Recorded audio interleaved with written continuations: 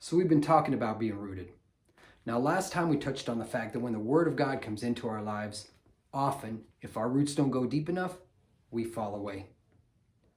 This Word will test our depth, but it's also going to show us our need for depth.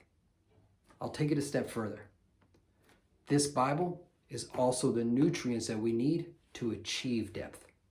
I'll show you. So in the book of John, the writer tells us that in the beginning was the Word. The Word was with God, and the Word was God. Now it sounds a little confusing, but it's not, because in this passage, the Word of God is Jesus.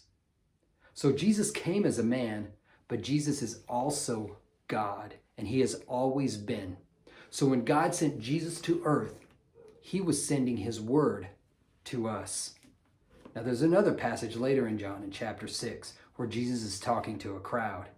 And they're kind of testing him. Jesus and the crowd, they're going back and forth a little bit.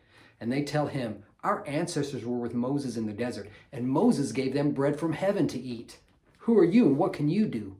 Show us a miraculous sign so we know we can believe in you. Now the first thing Jesus does is correct them. He said, Moses didn't give them bread from heaven to eat. My Father did. And now he's giving you the true bread. And the true bread is the bread that gives life to the entire world. Jesus was telling them that he was the bread that gives life to the entire world. So if Jesus is the Word of God, and if Jesus is the bread that gives life to the entire world, then the Word of God is the bread that gives life to the entire world. This Word will give life to you and life to me. It will test our depth. It will show us our need for depth. And it will give us what we need to achieve depth.